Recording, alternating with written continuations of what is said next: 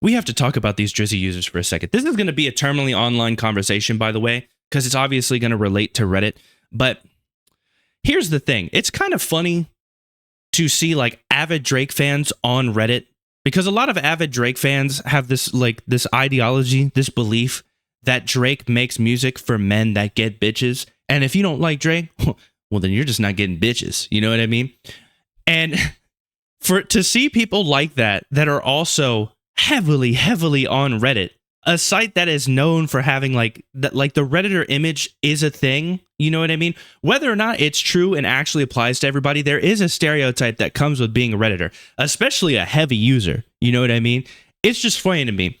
There's snake shit going on that I cannot get behind, okay?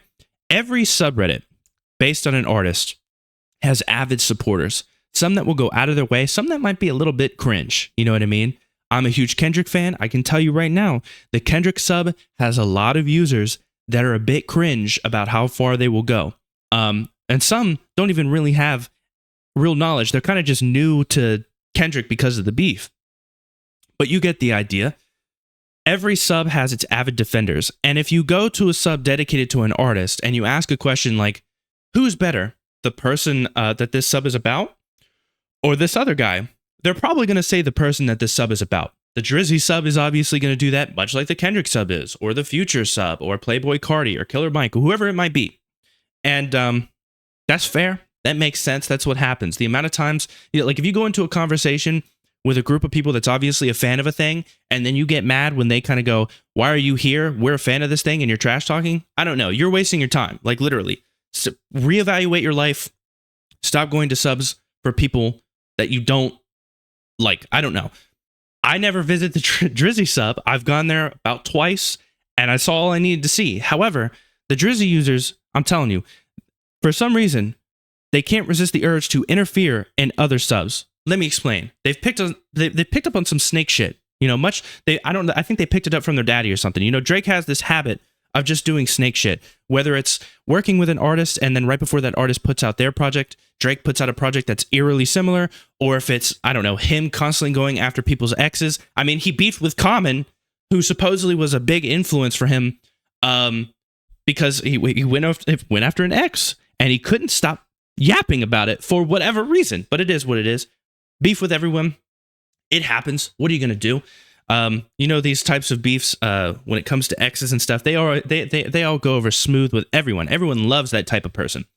But anyways, so they picked up on this snake behavior. They started doing this thing that annoys the shit out of me, okay? So what they'll do is they'll find these polls, whether it's on YouTube or Twitter or Reddit, right? And this poll will ask, who's the better artist? Who's the better rapper? And you know, Kendrick, Kanye, Playboy Cardi, Tyler. Or it'll have Future, Travis. It'll just have different artists depending on whatever poll. Now, it doesn't matter if this poll has 10 voters or 10,000. They get just as mad either way in their posts, right? Now, I would think, like, let me apply this to a situation that I guess would apply to you. If I came across a poll that was posted by a Drake fan account that only had like 12 voters, and it mainly, like, it was like 100% Drake, I wouldn't really be all that surprised. Like, okay, this fan account dedicated towards Drake, probably followed by a lot of Drake fans. Not going to count that.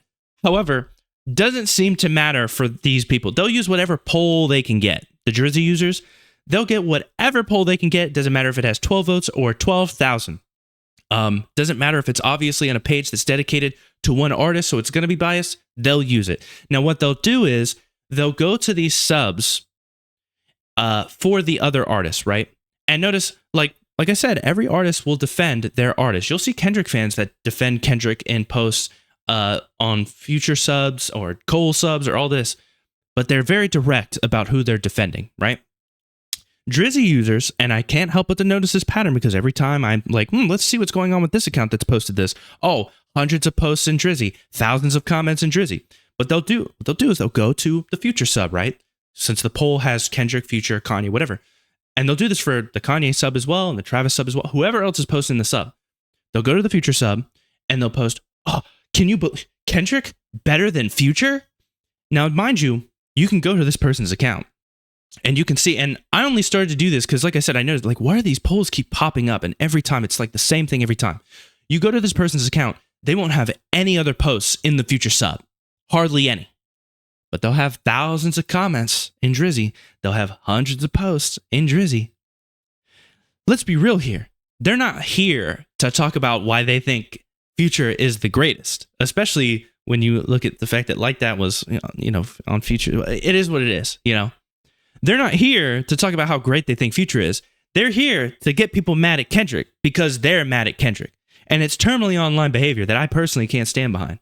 It's crazy how snaky this shit is. Like, they're truly not there to defend the artist that the post is about in the sub, that the artist, like, that's about the artist. They're not here to do that. They're here to whine about Kendrick because they're mad still about the beef. And mind you, the funniest thing about it has to be the types of people and the types of argument that Drake fans, the really terminally online ones, the types of arguments that they make, specifically Drake make you play Kendrick, you're not getting any bitches. I don't hear Kendrick in the hood. I don't hear Kendrick in this. Nobody hears Kendrick in the club. Nobody hears that, and blah blah blah. You can show them videos of people dancing to Kendrick in the club. It doesn't. No. This is different. They're only dancing. I've only ever seen them dancing to Not Like Us. Never mind the fact that we have that the Mr. Morale the Big Steppers tour show, which isn't even in the U.S. Wasn't that the one that's on Amazon? Wasn't that one over in Paris? The crowd is literally jumping like, my stepdad, who is mainly into like metal, was like, holy shit, they're moving more than the people we see at metal concerts and festivals at this Kendrick show. Knowing all the lyrics completely filled up to the brim of people dancing, and they're like, nobody lives in it. They're over in Paris fucking doing it. What are you talking about? I can't stand the denial. That's what really gets to me. It's one thing if you want to start talking about Drake and his accolades and the streaming, One Dance, Passion Fruit, Hotline Bling. Hotline Bling might have been kind of stolen DRAM, but it is what it is. The point is, he does get the plays, right? But when it comes to this rap thing, man, when it comes to this hip hop thing, all of a sudden it becomes a heated conversation. Because what kind of bars are we hearing in One Dance? What kind of bars are we hearing in Passion Fruit? Now, God's Plan, okay. God's Plan. The music videos age kind of awkwardly. There's a lot of people that say he hasn't done shit for Toronto, and to see that music, I don't know. It is what it is, But yeah, man, I it's just wild to me that they've kind of picked up on snake shit behavior from their snake shit daddy. Like, it's wild to, like, the amount of personal beefs that this man has. Not even, like I said, the public beefs, like, with Pusha T, Meek Mill, Kendrick, obviously, Common. I'm talking about the people that he's kind of irked personally, that haven't made songs. You know what I mean? Like, it's obvious that SZA doesn't like him at this point.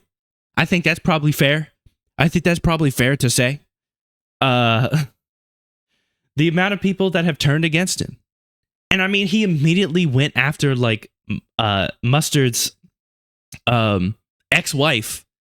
And of course, she ate that shit up. Because it's his ex. But it's like, it's the snakiest shit. And y'all think that shit's cute. But if any person did that to you and your personal, if you knew somebody that did that shit to you, you would think he was fucking scum. Like, immediately going after my ex? Huh? And yapping off about it too. What the fuck? If any of you knew somebody that did this, you wouldn't even keep this person in your life. So it amazes me when all these artists that have worked with Drake push him away. You get all these people who are like, oh man, it's the industry. Nah, it seems like it's personal. It seems like it's personal stuff between these two people. And he just is continuously pissing people off. That's what it seems like to me. And I mean, don't get me wrong. I've been waiting for this type of beef for a while. I enjoyed when Pusha T beefed with Drake because he kind of pointed out, like, you need to be a better father. He deserves more than an Adidas press run. You are hiding a child. All that great stuff.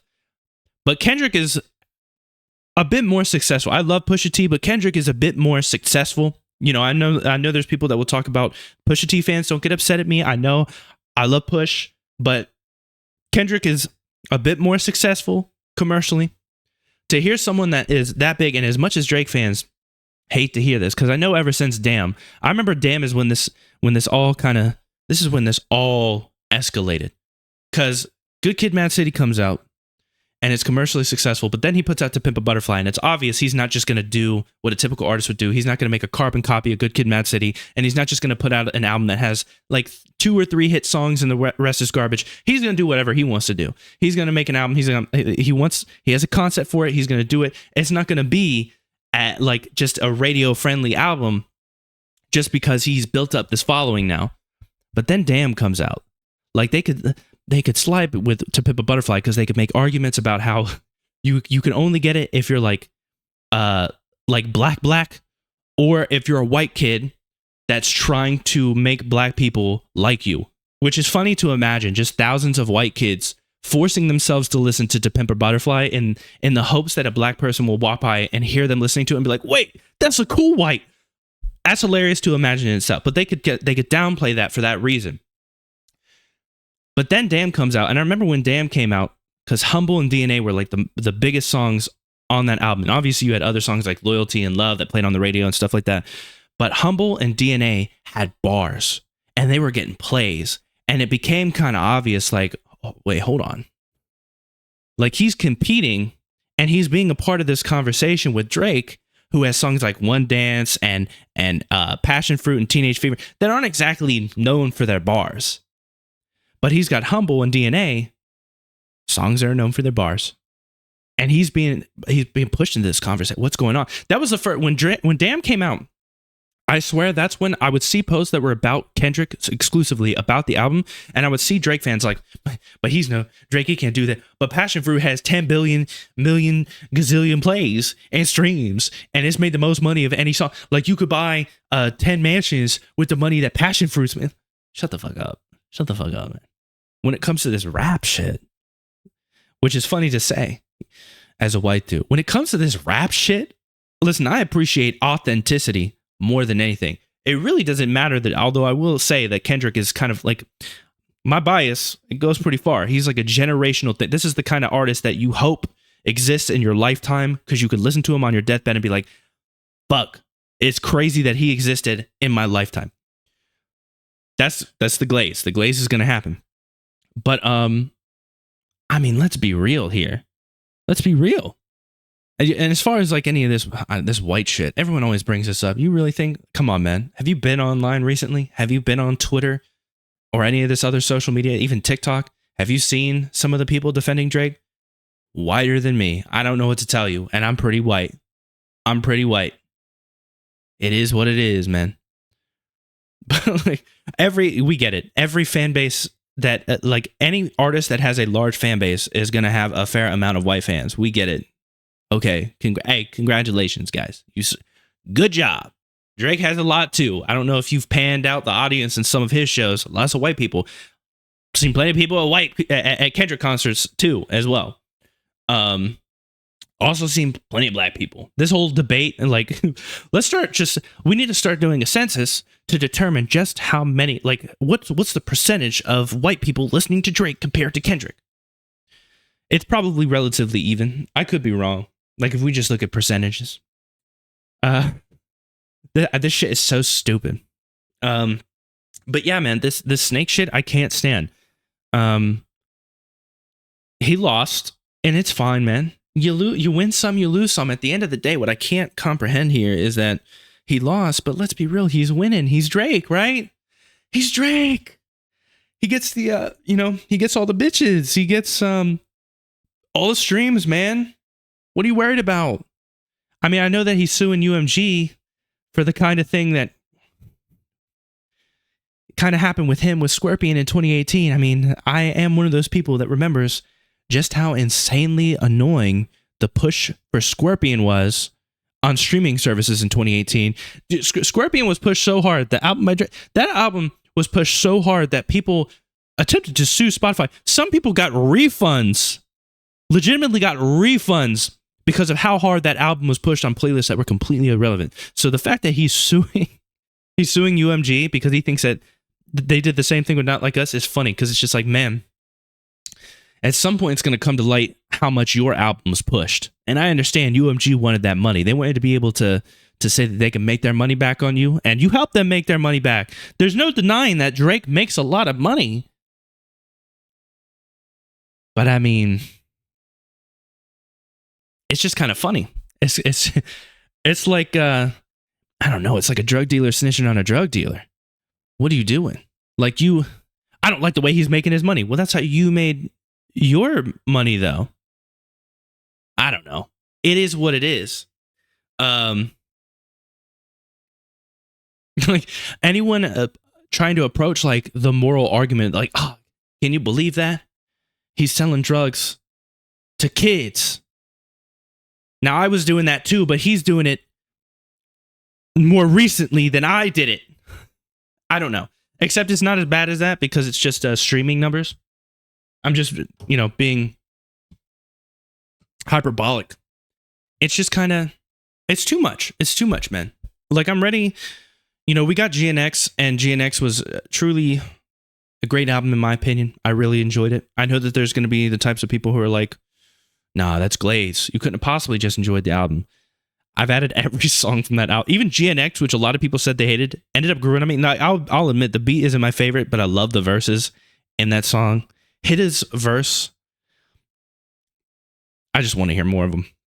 But I have every single song from that album on my playlist. I will admit, I'm not listening to Whacked Out Murals every day. That's more of like a first time you hear intense music. But Hey Now, TV Off, Peekaboo,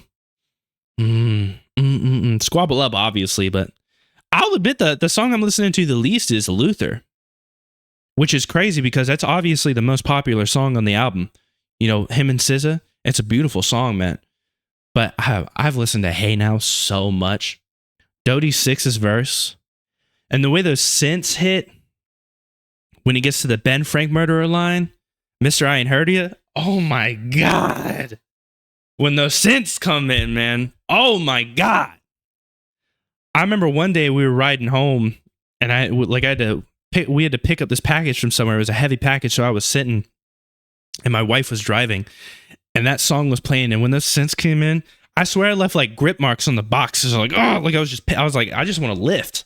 I want to go home and lift. Like I want to throw some shit. I want to punch some shit. That's that energy. Anyways, I could glaze. Listen, I know this started off as like Drizzy users, but man, I could glaze it. Let's piss them off some more because they might still be here. Let's talk about let's talk about the album for the next like 5 minutes. Let's go over it. Let's sneak this in. Now, actually, I'll make it a separate video. Because I feel like it's worth talking about. I've wanted to do this a lot, and people have said I should do it. Other people that sub to me that are Kendrick fans, and I think it's fair time. I think it's a fair time that I go through everything that I enjoy about every Kendrick album one at a time, and not just listen and do a reaction because I've heard the albums hundreds of times at this point, so it doesn't really make sense to do that. But just to kind of talk about it. But we'll start with GNX because it was the most recent, and the easiest to clickbait. But as somebody that has been a fan of Kendrick Lamar since 2011, I heard Overly Dedicated. I heard Section 80, and then I heard Overly Dedicated because of Section 80. I kind of knew that we were going to be blessed with just nonstop good stuff. And then Good Kid, Mad City came out, and it was like, yep, I knew I made the right choice. To Pimp a Butterfly came out. Yes, sir. Yes, sir. Damn, Mr. Morale, GNX. It's just, it's been hard to, like, they're even Untitled Unmastered, man. It's just, I've always thought it's interesting whenever, like, and you see this a lot on TikTok, because Drake posts will pop up on TikTok, and I'll see like, oh man, they don't want to do this. They don't want to do this to the boy. They don't want blah blah blah. Like, but then when like a Kendrick released an album, you see a lot of people dancing. And you hear a lot of people saying it's good to be a Kendrick fan, and that's true. It always feels that way. Whenever Kendrick puts something out, it feels good to be a Kendrick fan. And I haven't even felt really the need to defend it. That's the crazy thing. Like, I haven't felt the need to defend why I like GNX to really anyone. Like, I'll tell somebody like, oh, if somebody's like, oh, it's great, I'll tell them like, nah, I just like the album. But I've never really felt the need to go into it to talk like, no, you don't understand, blah blah. Like, I'll just talk about why it's great. I don't need to defend it. I'll just talk about why I like it. So, anyways, Drizzy users, stop being more terminally online than Kendrick users.